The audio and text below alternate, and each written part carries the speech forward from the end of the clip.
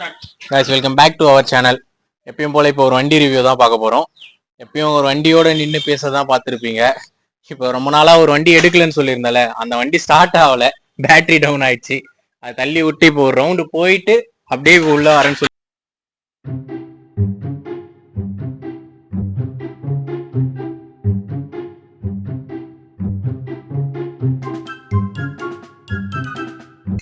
இப்போ அந்த வண்டியை கஷ்டப்பட்டு டோ பண்ணி இப்பதான் உள்ள எடுத்துட்டு வர போறோம். என்னால சுத்தமா முடியல. பார்ப்போம். இந்த வண்டி தான் ஒரு சத்தமா இருக்கு. கொஞ்சம் வண்டி ஆஃப் பண்ணீங்கன்னா நல்லா இருக்கும்.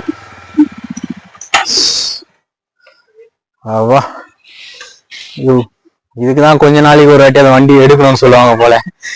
தள்ள முடியல, ரொம்ப கஷ்டமாயிடுச்சு. தள்ளவும் முடியல, ஸ்டார்ட்டும் ஆகல. புது வண்டி தான், ஜஸ்ட் ஒரு 6000 கிலோமீட்டர்ஸ் தான் ஓடி இருக்கு. அவ்வளவுதான் ஓட்டியிருக்கோம். அதுக்கு மேல ஓட்ட முடியலன்னா அந்த 6000 ஓட்டுறதுக்கே எவ்வளவு கஷ்டப்பட்டிருக்கோன்ட்டு எங்களுக்கு தான் தெரியும். ரொம்ப ஒரு ஆசைப்பட்டு வாங்கின வண்டி தான். நல்லா இருக்கும், க்ரூஸ் நல்லா இருக்கும், டூரிங் பண்ணலாம் அதெல்லாம் நினைச்சு தான் வாங்கணும். ஆனா வண்டியில பல பிரச்சனைன்னு சொல்ல முடியாது, பிரச்சனை மட்டும்தான் வண்டியே அப்படின்னு தான் சொல்லணும். வண்டி வாங்கின ஷோரூம்ல வாங்குறப்பல இருந்து ஆரம்பிச்ச பிரச்சனை, சர்வீஸ்லயும் பிரச்சனை, ஷோரூம்ல ஃபுல்லா பிரச்சனை, வண்டி ஃபுல்லா பிரச்சனை. இந்த மாதிரி சுத்தமா எது சொல்றதே தெரியல. நம்ம மணியே ஏதாவது ஒண்ணு கேட்கட்டும், அதுல இருந்து நான் புலம்ப ஆரம்பிக்கிறேன். இல்ல ப்ரோ, இது நமக்கும் தெரியும் என்னென்ன பிரச்சனை இருந்தது இந்த வண்டியில. ஒரு காரை மெயின்டைன் பண்றதும் இந்த வண்டியை மெயின்டைன் பண்றதும் ஒண்ணுதான். கார்லயாவது நம்ம ஏசி போட்டு ஜாலியா போயிடலாம். இதுல மைலேஜ், உங்களுக்கு ஃபர்ஸ்ட் விஷயம் மைலேஜ்ல இருந்தே ஆரம்பிக்கலாம். நம்ம எவ்வளவு மைலேஜ் தருது உங்களுக்கு? இந்த மைலேஜ் வந்து மைலேஜ் 15 15 தான் வந்து இந்த வண்டியோட மைலேஜ் நமக்கு கிடைக்குது. யாருக்காவது அதிகமா கிடைச்சா சொல்லி ஒன்றும் பிரயோஜனம் இல்லை. ஏன்னா இவ்வளவுதான் கிடைக்குதுன்னு நான் சொல்லி ஷோரூம்ல நிறைய வாட்டி சொல்லி கம்ப்ளைண்டா ரைஸ் பண்ணியாச்சு. எல்லாம் செக் பண்ணி எல்லாம் கரெக்டாக தான் இருக்கு, ஓடினா சரியாகும் 6000 ஓட்டியாச்சு. அந்த 6000த்துக்கு கணக்கு பண்ணாலே எவ்வளோ, எத்தனை ஆயிரத்துக்கு நம்ம பெட்ரோல் போட்டோன்னு தெரியாது. ஒரு ஷிஃப்ட் காரை விட அதிகமான மெயின்டெனன்ஸ் தான் இந்த வண்டி. ஒரு சர்வீஸ்க்கு போயிட்டு வந்துச்சுன்னா 6000 ரூபாய் 7000 ரூபாய் கட்டாயமா ஆயிடும். இன்ஜின் ஆயில இருந்து ஜென்ரல் சர்வீஸ்க்கு அது மாதிரி ஆயிடும். அவ்வளோ பண்ணியும் வந்து நமக்கு ஃபுல்ஃபில்மெண்ட்ன்றது இருக்காது. கம்பெனி சர்வீஸ்க்கு அவ்வளோ ஆகுது. அந்த மாதிரி ஆகுது. மைலேஜ் பெரிய டிராபேக், மிகப்பெரிய டிராபேக் மைலேஜ். அண்ட் அந்த இன்ஜின் நாய்ஸே உங்களுக்கு தெரியும், ஒரு மாதிரி அப்படி அந்த கத்திக்கிட்டு ஏதோ மாவரைக்கிற மாதிரிலாம் இருக்கும். ஒரு ரிஃபைண்டா அமைதியாவே இருக்காது. ஒண்ணு. அடுத்த பிரச்சனை வண்டியில என்னன்னு பார்த்தோம்னா ஹீட் வந்து சொல்ல முடியாத அளவுக்கு ரொம்ப வெறித்தனமான ஹீட் அடிக்கும். கால் எல்லாம் அப்படி பொசிங்கிடும். அந்த பூட்ஸ் போட்டு ஜீன் போட்டு இருந்தா மட்டும்தான் கட்டாயமா நம்ம ஓட்ட முடியும். அதுவும் டிராஃபிக் எல்லாம் போயிட்டுனா ஜீன் பூட் எல்லாம் தாண்டி சூடு வரும். அந்த அளவுக்கு வந்து ஹீட் வந்து ரொம்ப அதிகமான ஹீட் ப்ரொடியூஸ் பண்ணுது. வண்டி போய் சிக்னல் நின்னாலே, இப்போ உங்களுக்கு ஸ்டார்டிங்லேயே சத்தம் கேட்டிருக்கும், சிக்னல்ல நின்னாலே மொத்த பேரும் தெரியும் பார்ப்போம், என்ன ஏதோ மாறி சத்தம் வருதுன்னு தேடுவாங்க. அந்த அளவுக்கு வந்து ஒரு சத்தம் அமைதியா ஹீட் இப்பயுமே அடிச்சிட்டு இருக்கு. ஒண்ணுமே இல்லை, தள்ளி டோ பண்ணி தான் ஸ்டார்ட் பண்ணும். தள்ளி ஸ்டார்ட் பண்ணி ஒரு ரவுண்டு ஒரு 300 மீட்டர் ஓடி வந்து நின்றுச்சு, அவ்வளவுதான். அதுக்கு இவ்வளவு ஹீட், அதுக்குள்ள ரேடியேட்டர் ஆன் ஆயிடுச்சு, ஃபேன் ஆன் ஆயிடுச்சு. வண்டியோட டிசைனே இப்படிதான், இந்த மாதிரி இருக்கு. மைலேஜ் மிகப்பெரிய டிராபேக். அப்படியே ஹைவே போனா கூட அதிகபட்சமா ஒரு 18, ரொம்ப இது பண்ணா ஒரு 20 அவ்வளவுதான் கிடைக்கும். அதிகபட்சமானது நமக்கு 18 தான் கிடைச்சது சொல்றேன். ஒரு 20 வரையும் கிடைக்க வாய்ப்பு இருக்கு. லோக்கல்ல 15 தான், சிட்டிக்குள்ள 15 தான். சிட்டிக்குள்ள ஓட்டவே முடியாது, ரொம்ப கஷ்டம். வண்டி ஹெவி, மாடு ஹெவி. எவ்வளவு பெரிய ஹெவியான வண்டிலாம் ஓட்டலாம். ஆனா வந்து அது நம்ம ஓட்டுறவனுக்கு தெரியக்கூடாது, ஃபீல் ஆகக்கூடாது. தள்ளுறப்ப தெரியலாம், ஓகே. ஆனா ஓட்டுறப்பே நம்ம ஒரு ஹெவி பெரிய வண்டி ஓட்டுறோன்ற ஃபீல் இருந்துட்டே இருக்கும். பாடி லென்த் அதிகம். அந்த அளவு வந்து ஒரு டிராஃபிக்ல சிட்டிக்குள்ள வந்து ஒரு கம்ஃபர்டபுளா ஒரு ஈஸியான ரைடு வந்து பண்ண முடியாது. கொஞ்சம் கஷ்டமா தான் இருக்கும். நின்று போறதுக்கு ரொம்ப டயர்ட் ஆயிடும். ஒரு ரிலாக்ஸ்டா போகலான்னு பார்த்தோம்னா கண்டிப்பா டயர்ட் ஆயிடும். அந்த ஹீட்டும் வந்து பெரிய பிரச்சனை.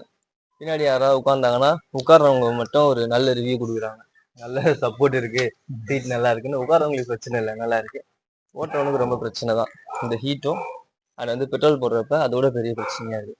இது ரெண்டு இந்த வண்டியோட மிகப்பெரிய டிராபேக். மற்றபடி பவர் வைஸு க்ரூசிங்க்கு அதெல்லாம் பார்த்தோம்னா நல்லாவே இருக்கு. ஹைவே க்ரூசிங்னா அது பாட்டு வண்டி ஓடிட்டே இருக்கும். 100 க்ரூஸ் பண்ணலாம், எந்த பிரச்சனையும் இல்லை. ரிலாக்ஸ்டாக போகும், வண்டி ஸ்ட்ரெயின் ஆகாது, இன்ஜின் ஸ்ட்ரெயின் ஆகாது. எப்படின்னா ரைடிங்ல நிக்கிறப்பவும் டிராஃபிக்ல ஓட்டுறப்பையும் ஆகிற ஸ்ட்ரெயின் ஹைவேல க்ரூஸ் பண்றப்ப கிடையாது. ரிலாக்ஸ்டா தான் இருக்கு வண்டி. அந்த மாதிரி தான் வந்து இந்த வண்டி டிசைன் பண்ணப்பட்டிருக்கு போல. அந்த மாதிரி இருக்கு. அதனால இந்த வண்டி வந்து அதிகபட்சமா வெறும் ஹைவே ரைடு மட்டும்தான், சிட்டி ரைடுக்கு நாங்கள் போக மாட்டோம் அப்படின்றவங்க வந்து மேபி நல்ல வண்டின்னு சொல்லலாம். நம்ம வந்து எல்லா டெய்லி கம்யூனிட்டிக்கு தான் யூஸ் பண்ணோம், வெளியே போகிறதுக்கு தான் கொண்டு போகணுன்ற பட்சத்துல இது ஒரு நல்ல ஆப்ஷன் கிடையாது. கண்டிப்பா. ஆனா நீங்க சொன்ன மாதிரி க்ரூசிங்க்கு சூப்பரா இருக்கும். நம்மளே வந்து இதுல ஒரு ரைடு போயிருக்கோம். நல்லா க்ரூசிங்க்கு நல்ல வண்டி. ஹீட்டு ஆப்வியஸா ஹீட் ரொம்ப அதிகமா இருக்கு. பூட்டு ஒரு கரெக்டா ப்ராப்பரான பூட்டு ஜீன் இல்லாம கண்டிப்பா இது ஓட்டவே முடியாது. சிட்டி யூஸ்க்கு கண்டிப்பா யூஸ் பண்ண முடியாது. மெயின் டிராபேக் நீங்க சொன்னதான் மைலேஜ். இதை வச்சு நம்ம ஒரு காரே மெயின்டைன் பண்ணிட்டு போயிடலாம். காரே இதோட அதிகமா தர காசு எல்லாமே இருக்கு. ஷிஃப்ட் கம்பேர் பண்ணனா கூட அது நமக்கு எல்லாமே ஒரு இதோட ஒரு படி அதிகமான நமக்கு கம்ஃபர்ட்டுமே சரி எல்லாமே அதுலதான் நல்லா இருக்கு நமக்கு. இதை பத்தி என்ன சொல்றதுன்னே தெரியல. ஃபுல்லா டிராபேக் மட்டும் தான் இருக்கு. கம்ஃபர்ட் எனக்கு எதுவும் மைலேஜ் தான் ப்ராப்ளம் இல்ல, ஹீட்டிங் இஷ்யூ எல்லாம் ப்ராப்ளம் இல்ல. நான் ஒன்லி ஹைவேஸ் தான் எடுத்தா ஒரு ட்ரிப்பு போவேன். கம்ஃபர்ட் இருக்கணும் எனக்கு, எந்த ஒரு ஸ்ட்ரெயினும் இருக்கக்கூடாதுன்னா கண்டிப்பா வாங்கலாம். மைலேஜ் ப்ராப்ளம் இல்லைன்னு சொல்றவங்க நிறைய பேர் இருக்காங்க, ஓகே. ஆனா ஹீட்டிங் இஷ்யூ ப்ராப்ளம் இல்ல, இன்ஜின் சத்தம் ப்ராப்ளம் இல்லைன்னா யாரும் எனக்கு தெரிஞ்சு சொல்ல மாட்டாங்க. ஒரு ரிஃபைன்டா இருக்கணும் வண்டியோட இன்ஜின் வந்து ரிவைவ் பண்ணனா அந்த ரிஃபைன்மெண்ட் இருக்கணும். நிறுத்தி இருக்கிறப்ப அந்த இன்ஜினோட நாய்ஸ்னு ஒண்ணு இருக்கு, ஒன்னும் பேட்டரி வண்டி இல்ல.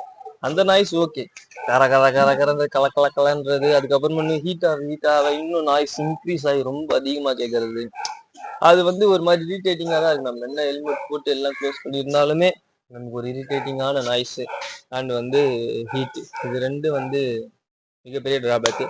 அந்த வண்டி பெருசா சக்சஸ்ஃபுல்லா ஓடலை. இதுக்கான விஷயம் நம்மளை பொறுத்தளவுல இந்த இஷ்யூஸ்னாலதான் வந்து இது பெரிய சக்சஸ்ஃபுல்லா ஆக முடியலன்றதுதான் நம்மளோட ஐடியா. கண்டிப்பா ஷோரூம்லயே எனக்கு தெரிஞ்சு இது டிஸ்கண்டினியூ கண்டிப்பா ஆக வாய்ப்பு இருக்கு. இது யாரும் ரோட்ல வந்து நிறைய யூஸ் பண்ணி பார்த்ததே இல்லை, யாரும் வந்து வாங்குறதும் இல்லை மெயினா. இப்போ இதுக்கப்புறம் வந்து ஜாவா அது கூட ஓகே, ஜாவாலாம் வந்து நல்ல ரிஃபைண்டாவே இருக்குன்னு கேள்விப்பட்டேன். இதோட வந்து அது நல்ல கம்ஃபர்ட் இருக்கு, நல்ல மைலேஜுமே அதிகமா இருக்குன்றத நிறைய பேர் சொல்லி கேள்விப்பட்டிருக்கேன். ஆமா, ஜாவா நம்ம சர்க்கிள்லயே வச்சிருக்காங்க. ஜாவா வச்சிருக்கவங்க வந்து ஒரு 30 பெரிய மைலேஜ் சொல்ல முடியாது, ஒரு 30 அரௌண்ட் மைலேஜ் வருது. இது கூட கம்பேர் பண்றப்ப அது கொஞ்சம் டிஃபைண்டாவே இருக்கு. அண்ட் அது வந்து ஈஸி டு டிரைவ், ஒரு மாதிரி ஈஸியா தான், ரொம்ப கஷ்டப்பட்டு இந்த மாதிரி ஹெவியாலாம் தெரியல, ஈஸி டு டிரைவா தான் இருக்கு. அதுலயும் நிறைய பிரச்சனை இருக்கு. ஸ்டில் இது கூட கம்பேர் பண்றப்ப அது கொஞ்சம் பெட்டரா இருக்கு. இது வந்து ரொம்ப எதிர்பார்த்து, ஏன்னா இந்த எஸ்டியோட ரோட்ஸ்டர்ஸ் இது எல்லாமே வந்து அந்த காலத்துல வந்து இதுதான் கிங்கு, இந்த வண்டி மட்டும்தான். இந்த வண்டி தான்னா புல்லட்டு, அந்த புல்லட் அடிச்சு ஒரு பவரா வேணும் வண்டி, அப்படி ஒரு ஸ்டைலா போகணும் அப்படின்றப்போ வந்து இந்த எஸ்டி தான் ஃபுல்லாவே.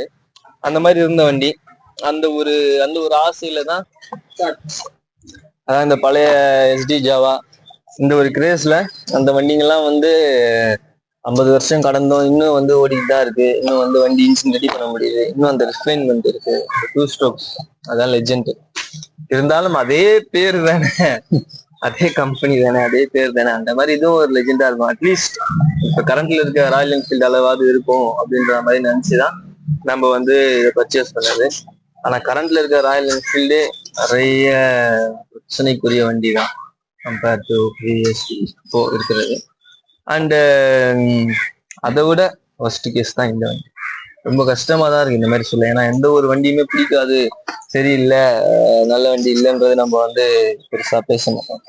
உண்மையிலேயே அதுல அவ்வளோ பெரிய பிரச்சனை மட்டும்தான் சொல்லுவோம். அந்த மாதிரி ஒரு மிகப்பெரிய பிரச்சனை உள்ள வண்டி தான் இது. அண்ட் புதுசா வாங்கினவங்களுக்கு அவங்க அனுபவிச்சுட்டு இருப்பாங்க, அவங்க நம்ம சொல்லணும் அவசியம் இல்லை. யாராவது செகண்ட்ஸ்ல இந்த வண்டி வாங்கணும்னு நினைச்சிருந்தீங்கன்னா கண்டிப்பா ஐடியால இருந்துருங்க, கண்டிப்பா வாங்க, லாங் டெஸ்ட் ட்ரைவ் பண்ணுங்க, நிறைய ஓனர்ஷிப் ரிவ்யூஸ் கேளுங்க. இப்ப நம்ம சொல்றதுதான் ஃபுல்லா கேட்டாகணும், நம்ம சொல்றதெல்லாம் அக்யூரேட்டானதுலாம் கிடையாது. நம்மளுக்கு மேல எக்ஸ்பீரியன்ஸ்டானவங்க, நம்ம மேல லெஜெண்ட்ஸ், நம்மளுக்கு மேல நிறைய வண்டி வச்சிருக்கவங்க, ஓட்டுறவங்க எல்லாருமே இருக்காங்க. எக்ஸ்பர்ட்ஸானோட அட்வைஸ் கேளுங்க. ஸ்பெசிஃபிக்கா இந்த வண்டி வச்சு யூஸ் பண்ணவங்களோட அட்வைஸ் கேளுங்க, அது கொஞ்சம் உங்களுக்கு பெட்டரா புரிதல் கிடைக்கும். நிறைய வீடியோஸ் அப்புறமும் உங்களுக்கு வாங்கணும்னு ஒரு ஐடியா இருந்ததுன்னா வாங்கலாம். நம்ம அட்வைஸ் கேட்டீங்கன்னா கண்டிப்பா வாங்க வேணாம்னு தான் சொல்லுவோம். இதோட பெட்டரா நிறைய வண்டி க்ரூசிங்க்கு இருக்கு, நீங்க அதே ப்ரிஃபர் பண்ணலாம். வண்டி வாங்காதீங்க. தேங்க்யூ.